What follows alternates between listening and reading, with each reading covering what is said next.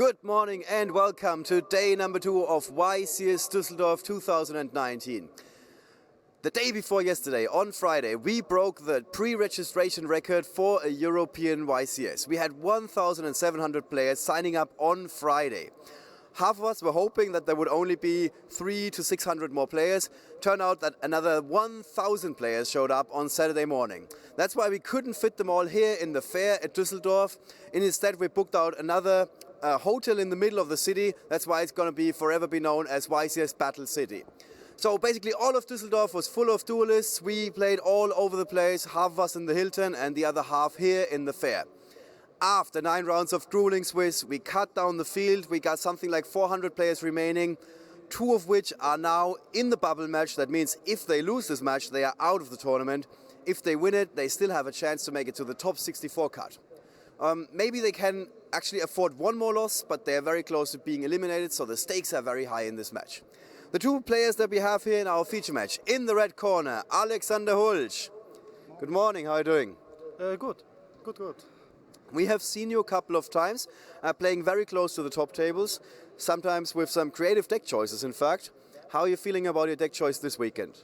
I like this awkward and this mechanic is like Mermel, because, okay, I play with, from that. All right, and you have 2 losses. How are you feeling about your chances today of advancing to the top cut? I play for fun, and when I top, when not, I have playing. All right, so taking a very, very laid-back approach. And how are you feeling about playing in the feature match area here? This is my 4th or 5th time feature match. This is okay. It's the first new for this time, but yeah, why not? Okay, Alexander is used to this. Please have a seat. His opponent in this round is Richard Schaber. Good morning. Good morning. How are you doing? Quite well. Did you have a good night's rest and everything, being prepared for today? Not really. I had like 4 hours. 4 hours, okay. 4 hours need to do. So what was your day number 1 like? You had also 2 losses but 7 wins. So how did that go yesterday? It went quite well, but I had not that much meta matchups. I had like 2 Salomon grades and all other decks were rogue decks. Oh, okay. So you saw a lot of diversity in the field. And what were your opponents like? Was it very international field as well? No, I exclusively played against German people, except one Slovakian. All right, not too bad. How are you feeling about playing in the feature match area? I think it will act out quite well. I had some feature matches before, but no official feature matches like this. So, right. So this is the first for you. Alexander said he has been here before. How are you feeling about your chances against Alexander? I think I'm quite well prepared for rogue decks, so we will see. Okay, let's have a seat as well. Let's see if Alexander is actually playing a rogue deck. Okay, please perform the die roll to see who's going to go first. So Alexander has a 5, Richard has a 3, so you... Okay, Alexander decides to go first. That's it, the first die has been cast for today. The players are about to get ready. Let's take it away, guys. We got Daniel Neville and Marcello Barberi on commentary. Hello Twitch and YouTube. We are here for round 10 of the largest European YCS ever. Yep. These guys are about X2 as Ollie mentioned, so this is a really crucial round that we're in. We are letting them get set up before we'll discuss the decks, and for now I think it would be good if we look at how the format has progressed from day 1 going into day 2. So yeah, let's bring up the deck breakdown from round 1. So as we saw yesterday, this was the situation walking into the event. We had Salamangreat standing on the top, Thunder Dragon right behind it. And the most important thing about this event, of course, we have over 2,000 players, is the variety of decks. It's quite a wide format. We have a lot of different decks. And let's just go and see how it changes, because everyone cares about day 2. Yeah. So now we are in round 10, and this is what happened. So, Salamangreat is still at the top, looking very good. It basically double his advantage against Thunder Dragon. Yes, exactly. And there is, though, a big change, which we already noticed yesterday. and that is the Danger Orcus deck, in my opinion. I am in love with the deck, and it is slowly It's slowly just slowly climbing going up the to list. the top. Exactly. It wasn't played by a lot of people, but apparently they're doing really well. I saw that Ping Xiao is actually playing against Joshua Smith this round. They're at table 2, I believe, or even 1. Yes. And it is definitely gonna be an exciting It's event. a very interesting deck to see, and yesterday we've seen so many decks progressing through the feature match. I don't think we've had a single round which was the same matchup. Definitely. And that's not even something we've intentionally been doing. That's just a case of the field is so broad exactly. that we're able to just go, okay, this is an interesting player, and they're just playing a completely different deck and a completely different matchup. And that's really exciting. It is. However, our players are mic'd up. Here, we are seeing a more traditional matchup. We are seeing the classic Thunder Dragon versus Sky Striker matchup. Yeah, throwback to YCS London when we first got the Thunder Dragons cards. Yes. It is definitely a matchup that in the beginning was more for the Thunder Dragon deck. It was basically the reason why people started playing it, because Sky Strikers was the most popular deck. Now it is a little different, because we know that with the last Forbidden Unlimited list, we had a lot of changes for Thunder Dragon. They lost the Brilliant Fusion Engine. They lost 2 gold sarcophagus. 2 gold sarcophagus, so they needed to adapt. And usually we get to see like Sekka's light build, or like a more combo-oriented build. Alexander, however, chose to play a little bit of an old-style Thunder Dragon with a lot of Thunders, steal the Fusion, steal the Matrix, and the new card from Savage Strike, which is Aloof Lupine. Yes, that card's incredibly impactful in the deck. It is definitely, basically, it gets what you lost with the gold sarcophagus, but it's even possibly better. You can have a lot of cool combos, and he's actually having a little bit of a spice with a small invoked engine. So yes, because you can go into Alistair, the Invoker of Madness, pretty easily, and you can get to search the invocation. And that lets you then banish your guys from graveyard. Yeah, exactly. It's really cool, because then he can play the Kaliga, which shuts down monster effects. So he's having a little bit of a spice. As Oliver said, he tends to play this unconventional deck sometimes, and it seems like that's his approach. So I think something that's important with this matchup is to note that Thunder Dragon was very safe when it came to hand traps in previous formats. But this current list, losing Sarcophagus and having to rely on Lupine does make it more prone. And we do see that Richard's deck, he's playing pure striker, but he's playing a lot of hand traps for a striker list. He's playing 10 hand traps, and those can definitely come in handy. So we're gonna have to see how it plans out. He decided that he's basically playing Veilers, Ghost Ogre, and Impermanence on top of Ash Blossom, of course. And it seems like that's more of a decision for Salamangreat and even the mirror match, I'd say. Impermanence is something that I have been playing in striker purely because Thunder Dragon exists. Yeah. Because it's so important that if Thunder Dragon ends on double Colossus, that you're able to interact with them and you're able to turn off their plays. For sure, Like, you need to be able to resolve your engage. It is. Yeah. So that's the main priority, but let's just see how it plans out. Let's go to the table and see how it goes. Okay, nice handshake there. We know Alexander won the die roll. Yes. And it's going to start with Thunder Dragon. Yeah. Classic Thunder Dragon. Classic. The original. And again, goes back to a point that we talked about yesterday. So many classic original series cards that we're seeing again and again in these tournament matches. And it's not just there's one deck which is playing old cards. It seems like every deck has a different classic card that it's playing. We said yesterday how that's the beauty of Yu-Gi-Oh! When cards may be in your binder or boxes for like 10 or more years, and then suddenly they're relevant. And this seems to be the case. So Alexander Hand is pretty good. He has 3 different dangers and Ock, which will enable him to go into Colossus later on. Yeah, so what Richard is going to be looking out for here, he has an Effect Veiler and he has a Ghost Ogre. He is going to want to use these cards to try and shut down Alexander's plays. If Alexander gets greedy and tries to extend into something like a Summon Sorceress, then the Sky Striker player is going to have the ability to perhaps punish it with a Ghost Ogre. Definitely. Preventing its effect from resolving. Because if there's only one Colossus on board, the Striker player is going to have a lot more ability to try and deal with Indeed. that. So Alexander is not that happy that he kept both Thunder Dragons with the dangers, but he has one more chance now. Let's see. Yeah, the White Dragon would be quite nice to still have in hand. It's one of the best extenders for the No, deck. he missed this again. Wow. Oh. So those Thunder Dragons really want to be in the hand. Yeah. And now Tsushinoko can't be summoned because he already used it. Yeah. He is going to make a Saryuja, I assume. Oh, yeah. I would Valor that. I'm of Valoring course. that right away. Because you know what's in his hand, and that's gonna hurt a lot. Because now he's basically left with no more plays, because Saruya is negated. He can go Tribute Yeah, summon, that's the only thing he can do. And that's definitely not what he wanted, but at the same time, let's see if Richard can break through. And this is an issue that the Thunder Dragon deck has, is that if you want to end on large boards now, you have to make yourself prone to hand traps. Yeah. There was perhaps an argument there for Richard to go Ghost Ogre and then chain Valor on the Saryuja, so you just clear everything off the board. Sure. Valor would resolve, negate the effects. Yep. Um, But nice pickup from Richard. He gets the impermanence, so he doesn't even need to yes. go for something else. He already had the Ray, so it was fine, but... I mean, he had 5 possible draws Exactly. in a 35 card deck. Yeah. Well, but 34 card. it wasn't even super important because you already had the Ray, and that's what you want to have.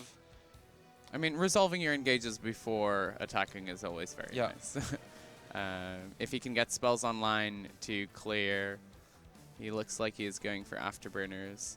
And Afterburners is fine here because Alexander only has 2 Thunder Dragons in grave. And it's negated anyway. So And it's negated, yes. That is also very important. So Hayate will attack. Terrible position now for Alexander. He's only left with the Thunder Dragon in hand, the original one. Yeah. But he has 2 in graveyard, so it doesn't even activate, unfortunately. And then his opponent is going to be able to get at least 1 Widow Anchor live. Yeah. And probably a Shark Cannon as well. Or else an Depending what Eagle he Booster. wants. Yeah, Okay, so he's going to go for Eagle Booster, Widow Anchor as his sets, which is like a really nice position to be in here. Yeah, because in Alexander, Grave is not even looking that good because he doesn't have access to Roar or to Dark. So even if he would pick up something like Dragon Duo or Wyver Buster, it's not like he could do too much. But yeah, I wouldn't be super happy to be in this situation as the Thunder Dragon player. I think he definitely took the correct line. He got unfortunate with his dangers here. But, you know, he could just top deck his way back into it. Like, he just needs to set up 2 Colossus, and he's back in the game. So he does pick up the Wyver Buster, which is an okay pickup. Yeah, because he can... The thing is, he doesn't have anything too relevant in grave. He could trying... Yeah. Okay, so... Because he's only playing 1 Collapse Serpent, He's just summoning Clap Serpent in defense. Yeah. He's still in a decent position in that Clap Serpent will be able to search the Black Dragon. I don't think there's any way that Richard can remove it from the field without giving a search. And if he doesn't remove the card now, then it'll just be tributed for a Thunder Dragon and still get the search anyway. Yeah. And that means Alexander will have 3 cards to play with going into his next turn. And at that point, he might have enough critical mass that he can get back on the board. Cold by the Grave is now, though, activated to prevent the search from Wyver Buster. Ooh. And that is a very strong card here. Yeah. And again, we see the case of this is a very interactive striker deck. Richard is playing Veilers, Ogres, Ash Blossoms, Coldbyes, and Impermanence. Yeah. So I think that's quite interesting going into this field because it means that you are generically better against random decks. It is, and that's why I saw Thunder Dragon dropping in popularity a lot, because after the new list, as we said, it basically focused a lot more on Saruya in general. Yes. And both Salamangreat and Sky Strikers play a lot of entrops in the form of we saw Veiler is now popular again, Impermanence of course, Ash, and when you invest so many resources into Saruya, if it gets negated, it hurts a lot, as we saw in game 1. Exactly, and that's the issue, is that hand traps have become better, so you're able to start punishing combo decks a lot more in this format. And then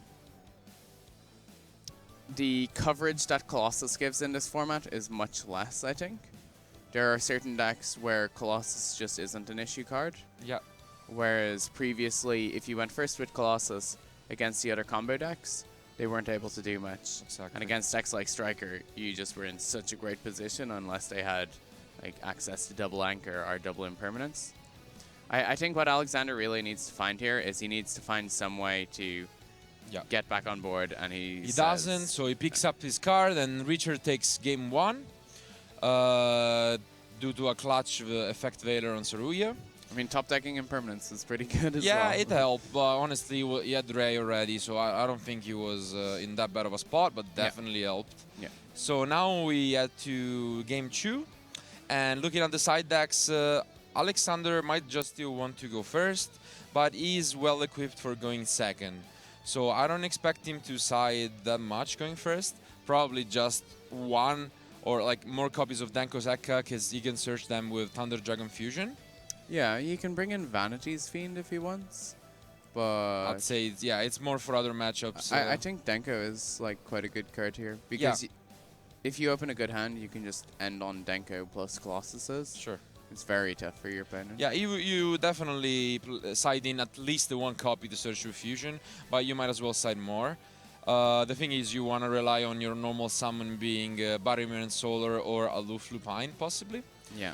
While Richard now is pretty much fine. He doesn't know what to expect. Do you think that when playing 10 Entraps in the main deck, it makes sense to side in even Sphere mode against such a deck? I have been like going back on forth in Sphere mode in this matchup. The issue is, as we've noted, Ray is super important in the Striker deck, and we want to get Ray on board as soon as possible. Yeah. So I think overall I would be more inclined to take either Evenly Matched or Artifact Lancia, as opposed to Winged Dragon of Ra, especially when you already have effectively 10 pieces of interaction for your opponent going first in your deck. Statistically, you're likely to see them. And as such, Sphere mode is less important, because if you're able to prevent your opponent from going into their cards, I think it's much better in this matchup.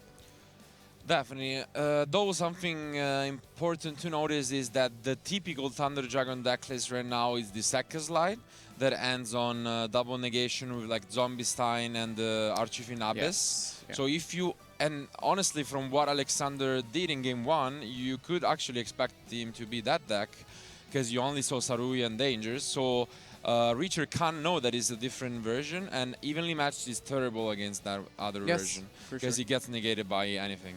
So I don't expect him to bring it in, but Artifact Lancia is definitely really good against a lot of cards like Aloof Lupine and the Collab Serpent Engine. So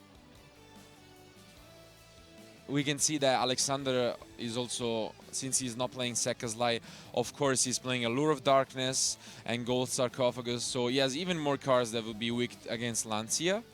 So I'm pretty sure those will come in. Yeah, I think the argument for Sphere mode is quite good. I'm just not sure if it's a card that prevents you from losing, or if it's a card that in Striker actually lets you win the game, if that makes sense. Yeah, I know what you mean. I mean, you can try and go around it with like the Ariad Zero. That's basically your goal, but you are not always able to do that. So yeah, Area and Hornet Drones give you solutions to it. I'm very bad at drawing those cards. So I guess that biases me somewhat. But I think it's completely reasonable to bring into Raw. If I'm bringing it in, cards that I'm looking at taking out, Hercules Base is definitely coming out, I hope. I think that card, I'm not sold on that card in the current meta. Do you think there is ever a world where Alexander picks second and just try with his Dankos and Fantastical Dragons to just try and OTK Richard. I mean, I don't like that line. yeah, Like, there definitely is an argument for it, and that's the great thing about this format, exactly. is that you can do that.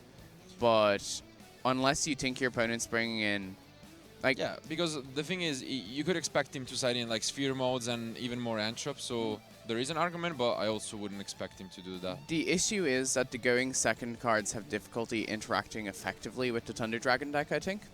And so the likelihood of your opponent heavily siding Sure. to go second in this matchup is a lot lower. Like, the Striker deck wants to play its engine pieces, so it's not hurting itself as much as some other decks would. We have an Impermanence in hand for Richard, and that is an excellent first card to see. Yeah, he did side in the Vanity's Fiend, because he drew 2 copies of them, Yep. along with 2 copies of Allure Darkness. And that's kind of surprising in this matchup, I'd say. Well, Allure will let him cycle through Yeah, one at of the least. Fiends, which is good. Yeah. I'm not crazy about bringing Vanity's Fiend in because it's weak to the same things that Colossus is weak to. It stops your opponent kaijuing you, and it stops your opponent lava goleming, but it doesn't stop sphere mode. And if I'm going to Exactly. play any of the removals in this matchup, I'm most likely playing sphere mode. Yeah, I guess it's arguable that if you can end on Colossus and Vanity Fiends, then it gets really weird for the Sky Strikers, because at least with Colossus they can try to Ray and get the Widow Anchor with Ayate. Well, Yeah. they can't. And it seems like Reacher opening a lot of entrops, so... Yeah, Vanity's Fiend is definitely very strong. I just think that if you can end on double Colossus, they need to have access to so much as the Striker player. Yeah. And again, we see a Striker hand here that doesn't actually give any access to Ray. And that is always the worst feeling for the Striker player. Richard is able to, like, Veiler and Ogre mean that he can prevent Alexander from setting up a double Colossus most likely. So he's in a decent spot, but if he doesn't find a Ray in the next 2 cards, he's going to really struggle. So double Allure with Dragon Dark is really good, because you get the Roar, and Yes. then you can go off even more, so it's essentially a +2 in total. So And Allure is really interesting because it's at 3 in this format, and it's not a card that gains you card advantage. We saw yesterday that we have Extravagance and we have Yeah. Desires, and these are both cards that let you play Pot of Greed if you're willing to pay the cost. Allure doesn't do that. Allure just says, if you're super committed to Dark Monsters, you can cycle through to get to the cards that you want.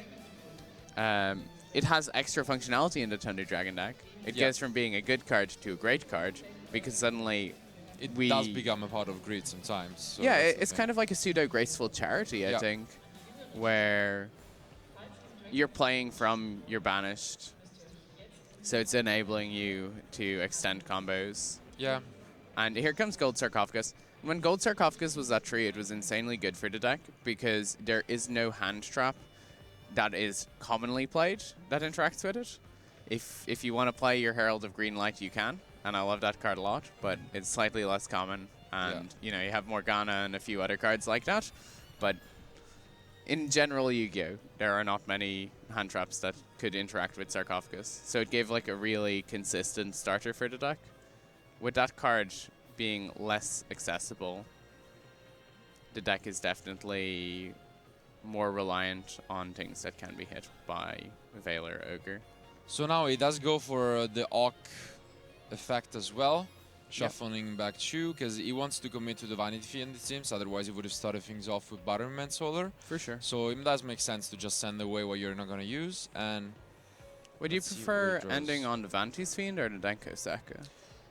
I think the Vanity Fiend, just because there is a chance that they'll able to attack over Danko, so I would just keep it in hand, because sure, they can't set, but if I'm going to normal summon in the next turn, it should be fine. Yep, that's totally reasonable. And we'll see the Denko come down when it passes back to Alexander's Yeah. turn anyway. That's what I mean. So now, did he change his mind? Okay. He does change his mind, which seems a little bit odd. Also, because he could have just started the things off with Battermin Solar, and Yes. Well, he probably is seeing a line here that we have not seen, so we will see where this Batteryman Solar takes us. Solar does have the issue that Ogre and Veiler can be used on it here. Yeah. He was basically looking for one more extender, I'd say, to just normal summon Vanity Fiend over, but then if you're committing to that line, you should send back the Solar as well, I'd say. Yeah. So we see Thunder Dragon Fusion coming down, which will let him put resources back into his deck, which is a really interesting effect. We don't see many fusion spells that return resources. Yeah. Now he gets the token, and fun interaction is Batteryman Solar can target the token and change his name to Batteryman Token. and he should be able to double Colossus, which is always a nice feeling. And we saw that Reacher's Antrops were not usable at all, and that's what I was thinking, because Alexander's deck is not as explosive as the new Thunder Dragon build, and Antrops against him are a little weaker. Like, he doesn't always go for this Aruia. Game 1 was quite different because he didn't open any of the Solar, Lupine, and cards like that, so he was forced to. And now Veiler and Ogre look really bad. So he just sets one of them, unfortunately picks up a second effect Veiler, and this is why on the Solar effect I would have definitely considered using Ghost Ogre or Veiler. Probably the Ogre, because the Veiler doesn't clear the card off the board. Like, the token is less valuable. Yeah, I would have definitely used it, because you could see that you already used his normal summon, you used Arc Effect, Roar, and Dark, so there is not much he has left. Yeah. Now, he has made a good call, and he has played around Denko Sekka, but it means that he has Veiler and Impermanence for his interaction here. It just seems like Alexander has to find a way to deal 8,000 this turn. I mean, ideally he wants to do that. I don't think he's super pushed in this position, where realistically he's certainly in a stronger position on board, but you definitely don't want to give the striker player a chance to get back into the game.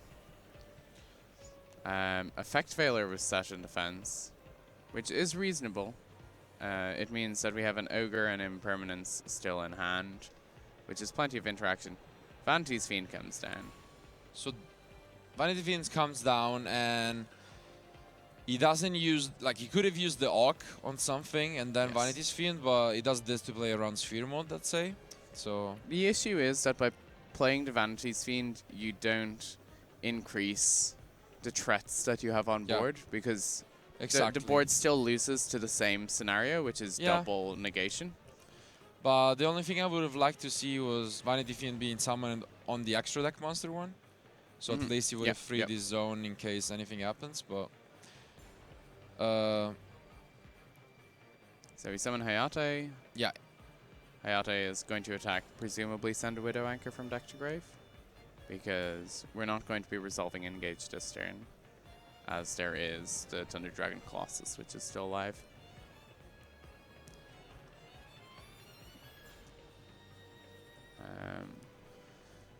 He seems to be thinking on what he wants to send. Yeah, it's not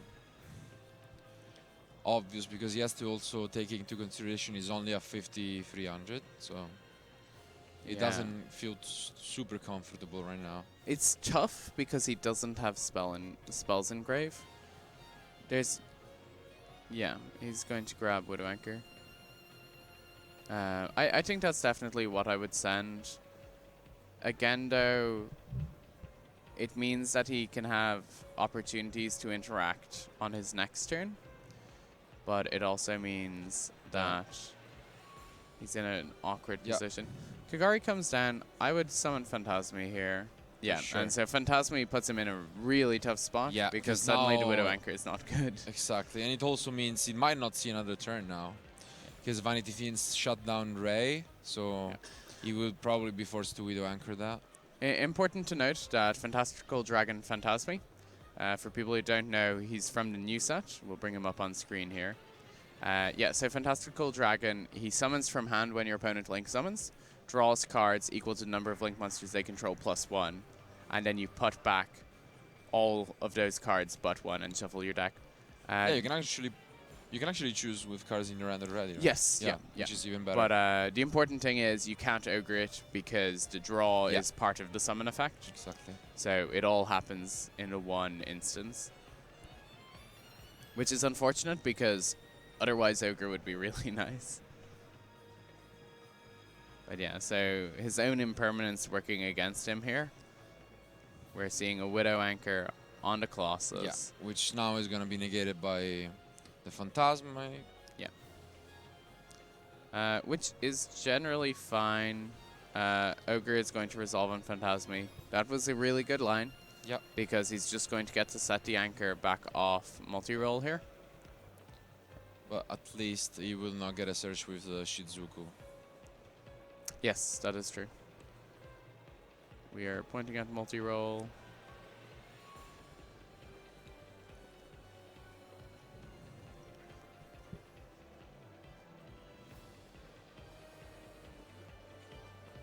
I think what might have been discussed there was whether or not multi-roll sees the activation of the Shark Cannon or of the Widow Anchor because it's negated.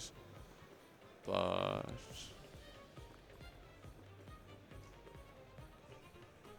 yeah, Phantasmi negates the activation, so the card is never seen as activated. So that's why he uses Shark Cannon to just banish a random fusion, and he can get back the Widow Anchor in the end phase. So now it's back to Alexander. We know he has the Denko Sekka, which would hurt a lot right now. He does. Yeah. This shuts down Ray, and it's quite a big deal. Now he has a nice lock going on. So now Richard should be forced to affect Valor the Denko and Widow Anchor the Vanity, which leaves him with basically no cards, but that's what he has to do. Yeah. He gets a Ray, and he'll get to summon a Hayate, and the Hayate will get to send a spell, which he'll then be able to set off his multi-roll. But he still has a problem that he just doesn't have his threshold value. Yeah. And until he gets the third spell in graveyard, he's going to be in quite a tough spot. But the thing is, what... I don't know if I like this attack, honestly, because... I mean, you want to push damage, but what if you just pass there? Like, you cannot... Of course, it makes sense to push some damage, you know? Yeah. Because he gets something back, but... I mean, you end up with the same board state. Yeah, you should definitely try and push some damage because he's super low. So the thing is, even if he gets back into the game, then you have an opening for just ending the game like that. And your opponent has no cards in hand. Yeah. Doing this way, you give them one Widow Anchor plus one draw. And the Widow Anchor won't even be live because the Denko will turn back online. Exactly. So I think it's reasonable. So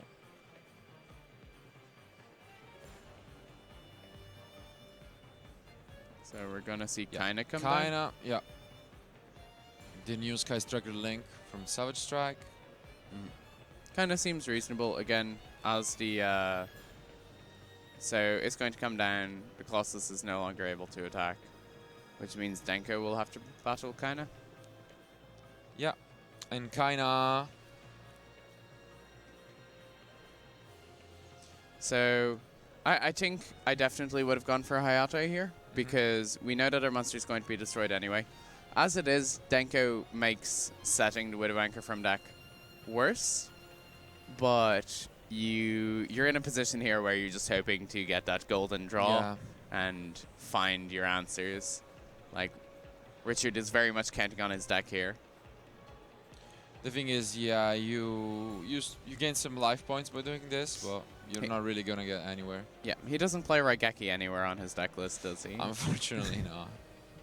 It's kind of interesting. We have Raigeki, we have Double Dark Hole, we have triple Kaiju Slumber in the format. But yeah, he picks up Artifact Lancia, so we are going to see a game 3 right now.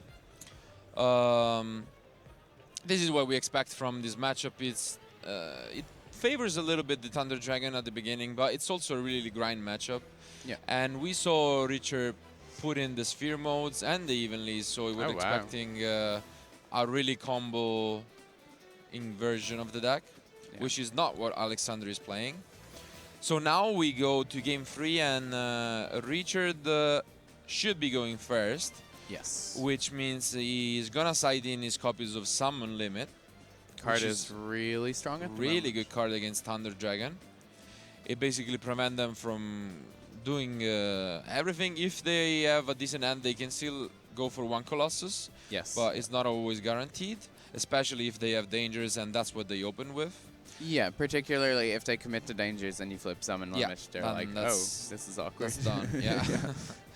And with Alexander's side, he basically you saw what his side looks like, because he has Dankos and Phantasmais, and if he sided them in going first, there would surely be in his deck going second. I can guarantee that. Yeah, I think those are the cards that I am citing as a Thunder Dragon player. And I do think that this has become quite an interesting matchup. There are still situations where the striker player really struggles. And Yeah. by the fundamental mechanics of the decks, I think Thunder Dragon is favored. But it's gone from being a very difficult to unwinnable matchup for the striker player to just being a slightly more uphill battle. It is. So I think Richard has an excellent opportunity here. But we'll have to see what cards. Yeah, have in we'll have store to for see, them. because the thing is, I'd say Sky Striker is really struggles against the combo version of the deck, of course, but now that he, like for example, Richard version has a lot of Antrops. Yes. I think he's actually more favored against a heavy combo version, because he doesn't have the recurrency with Thunder Dragon Fusion, where you can get the Danko, and you don't have as many Thunder Dragons. Even the Titan is not something that they play. No, exactly. And also on the topic of Denko Saka, Richard does have Valors in his main deck. Yeah. And Valor means that he is less prone to Denko. He has 3 copies of the card, which is really good. So he's likely to see it, Of especially course. if we see an engage early on in the game.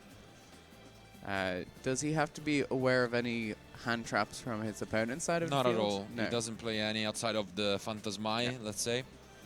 And again, that kind of shows us the format here is that there are some decks that are fully committed to hand traps. Yeah. And then there are other decks where you just say, look, there's nothing scary enough in the format that I care for your hand traps. And I'm just going to play my game and force you to respond to me. And Thunder Dragon is definitely a good deck for doing that, because you can just summon giant dudes. And that's, Of course. it's a good way to win a game of Yu-Gi-Oh! It's something that Striker can often struggle with. So, if I believe Striker and Thunder Dragon are still the second and third most represented decks Yeah. at this event, how many are you expecting them to continue this into the top 64, or do you think either of them will fall off? I mean, we expected Sky Striker to do well. Thunder Dragon was more of a question mark, Yeah. because they needed to adapt real quick to the Salamangreat deck. So that's my biggest doubt. We're Sure. gonna haven't see that. So hands are drawn. Seems like 5 masters for Alexander, but Richard needs to pick up a way to get going. He has out of 0. Let's see what the rest of his hand looks like. So it is an interesting thing with Thunder Dragons here is that from what I saw at events last weekend, there were a lot of decks running Floodgates. There can be only one. Yeah. Rivalry goes in, which Thunder Dragon struggles with. And then you have Summon Limit here, which is something that Richard is siding. But in the lists that we've seen so far this weekend at this event, players have shifted towards the hand trap strategy. Yeah, sure. And I think hand traps are less impactful on the Thunder Dragon deck than the Floodgates. They are, especially against this version. But I think Richard picked second. Okay, Interesting. definitely makes sense with all the entraps that he has. Yeah. And he opens 2 of them. Artifact Lancia specifically is really good. Mhm. Do you think you would just use it here to prevent some dragons? I don't think it makes sense, because usually Collapse Serpent is played at 1, so you might as well wait. I mean, you can try to play around the Collapse Serpent. I've But seen there that it is. argument. Oh. The that's horrible. punish. They always seem to have it. The punish. There's plenty of times where the striker player has like a shark cannon, and you see Yeah. the Thunder Dragon player send a danger to the graveyard, and you have to think for like a good minute. You're like, is it worth banishing this card in case they have the dragon? Yeah. And now, yeah, of course, you can't ash that, but we can see that the artifact Latzia not being used right there, it's actually a huge deal, because right now Reacher cannot even out one Colossus. Yeah. It would actually be devastated by that, and that's what we're gonna see. I could see an argument for Lancing to prevent your I mean, opponent the thing from is, extending further. like what you have to think is, what are the cards you're gonna get the +1 back with Lancia? It's like Allure of Darkness and Gold Sarcophagus and Aloof Lupine, let's say. Yeah. And all of those cards are usually the first thing you do. So we see Ash on Thunder Dragon Dark. Yeah. The thing is that because the Striker deck generates card advantage very effectively, I don't mind as much playing hand traps that don't cost my opponent a card, but just prevent my opponent from promoting their board state. So I would say that I would have probably used it just because, and now he gets punished by not using the Lancia. It would have been a huge deal. So he can't play the game because he's stuck under terraforming and reinforcement of the army. And we know that actually Alexander didn't have anything to play if he would have got Lancia there, because he had both the Waver Buster and the Collapse Serpent, the Dark, and the Thunder Dragon, so he was stuck. Now instead the Colossus is letting him escape with this game. He picks up the Allure. He can't use it, of course, because of Lancia, but he's fine, honestly. Do you think there's ever a world where Richard should have activated his Area 0, set a card, and targeted it? He can't, though. You can. So the add off Area 0 is optional. So you can always activate Area 0. Yes. So, I mean, if you wanted to play mind games, if you wanted to play mind games, you could activate the effect and see if your opponent had anything. Yeah, if you want to ogre it, Yeah. Because if your opponent ogres it, you're very happy. But I don't think it's the right play, but it is something that might be interesting for people to know. Because you can activate Area 0 threatening that you have an anchor. And just... ogre, yeah. Like, if your opponent ashes your Area 0, which you know can't add anything, but they don't know, then you've just gotten a free card there. Sure. I guess it's more for the ogre. That's what would be even more scary, but I'd say you can even try and do that. But now, okay, we see Reacher unfortunately picking up another useless card. He just flips it right away, which is Called by the Grave on the Dark. But now Alexander picks up one of the spies we were talking about, the Invocation spell. Very nice. Yeah, the Invocation spell is incredibly strong in the game. It means that he can banish cards, which means if he had Thunder Dragons in his graveyard, he'd be able to activate their effects. Yeah. As it is, we're just going to go face. Yes, I'm wondering if why he didn't just normal summon Vanity right there. Because I think that's what he's going for in Memphis 2, isn't it? Quite possibly. Perhaps he is playing around Torrential Tribute. Yeah, I was thinking the same. I mean, you never know. Sure. Card is a very good card. I've carried the card in format. It's like, but if you're going like sure, I mean, sure, it could happen. It could happen. You gotta play to your outs. But yeah, the end check comes down. Alexander moves on, winning 2-1 against Richard. So let's go to the post-match discussion.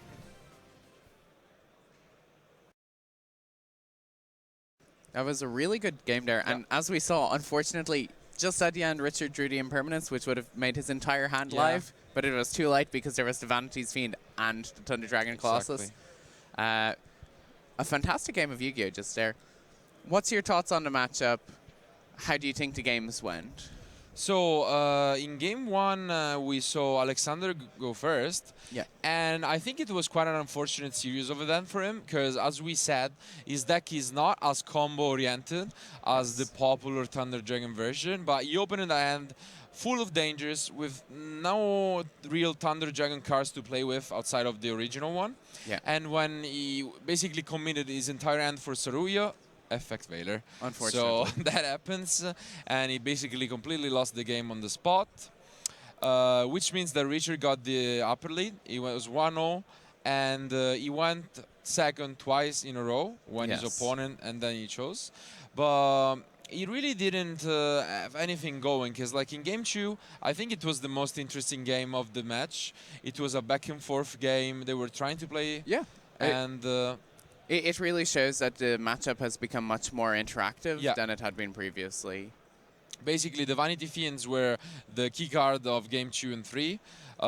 We were skeptic about siding them in this matchup, but they worked out for Alexander, especially in game 3, where I still think that maybe with the Artifact Lancia, Richard was a little bit too greedy.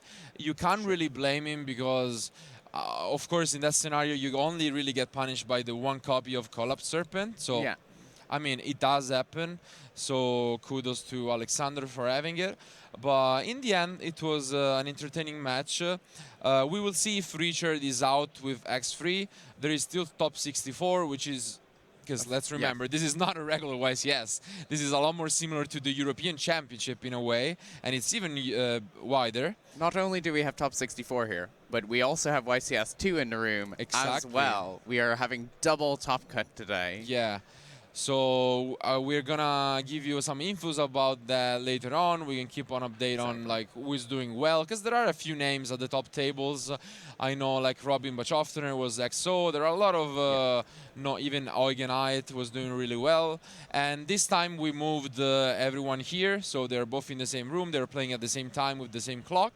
So it's definitely a huge event. You can see the atmosphere in the room is completely different for anything that I've seen before. It is like an amazing experience to be a part of. Exactly. But, well, again, congrats to Alexander for moving on with an 8-2 record. Let's go to Oliver and talk to him. Thank you very much, Daniel and Marcello. We're back on the main event stage. We got the winner of the first round for the second day of YCS Düsseldorf, Alexander Hultzsch. Congratulations. Thanks. What was it like? Run us through it, because I was actually running through the venue the whole time. Break down the 3 games for us, please.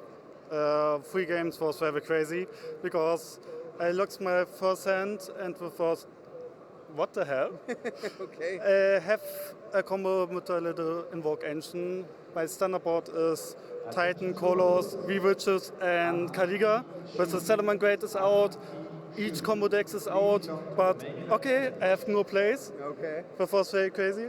The second, So wait, so you win the first game? nee, I lose the first game. You lose the first game, okay. So what do you do after the first game? How do you approach your side decking strategy? What are you changing about your deck to go into the second game? The second game was a little fixed, because the Size Racers bought a Summon Limit, Mind Drain and Artifact Engine. I said to me, okay, all danger cards out. And decided for another cards, the Red Reboot, the new hand traps, or the crazy card Vanity's Find. It was very risky play, but okay, it won me 2 games. Seemed like it worked out. And what did you feel like? What was your opponent thinking in that situation? Was he super surprised to see those cards? Was it unconventional for him as well? Sky Cycle was not surprised, because in my opinion Sky Cycle is a good get and a good choice when we can play with decks. I cannot play this because I don't play this, but yeah, he don't draw very good. It was unlucky for him. Right. But yeah. Okay, so you win the second game. Now you have the momentum going into the final game. What did you go through in your head for that final game? What are you feeling at that moment? It's very easy, 50-50. And I win or I lost. Okay, so you're taking a very laid-back approach. And then how did that game go? He is allowed to go first. How did you come back in that game? He let me first. Oh, he let you go first. I saw my hand and I would opening with Kolos and Vanity, but I don't any play with Danger card or Dragon card interrupt extra monster for tribute. Okay, I end only with Kolos, and he said one go. I said okay. So you basically got a little bit lucky in the sense that your opponent didn't have very good hand in that final duel. Yeah, I have very lucky in 2 games. It was lucky for me. He don't draw this card for Singed. It was lucky. It happens. It's part of the game. So now you're like with 1 foot into the top 64. You have to win one more match. If of course you want to win 2 more matches. And then what's going to happen then? What's going to be your strategy? Are you going to be like, okay, now I'm in the top cut and I have to win it all, or do you take it like one match at a time? When I make the top cut, I'm happy for my 4th YCS top. And when, okay, when I play with win top 30 for this year, but I don't missing my fly. I hope I top cut out. At first, and not first, because top 8 was okay, risky. But when in the top 8, I said, okay, now I want to each final. So getting the flight is more important than winning the YCS. Yeah, because I'm running 60 walks. Yeah. Oh, okay. Right. So you're a bit on a clock here. So people should be rooting for you, but only until the top 8, and then it's fine if they are rooting for your opponent. No, when I win this, I meant to make top 4, and when I was finals, and when vielleicht the final versus car. Okay, yeah, if we bring in the part of the prizes, it's going to be a flight home in the future. So you're not going to have any troubles getting home after the YCS. How does that sound? Yeah. Okay, you're not convinced. Right, thank you very much. Best of luck for the rest of the day. Guys, that's it for our feature match. You may actually hear the announcement. Pairings have been posted. I'm not entirely sure if this is for the YCS Düsseldorf 1, but there's a very good chance that this is the case because our tournament is much, much smaller. Actually, the venue is filling up again. A lot of people were sleeping in. So I think the competition is going to heat up again. So very, very soon we're going to be back with the round 11 feature match for YCS Düsseldorf, the largest European Yu-Gi-Oh! Event in history.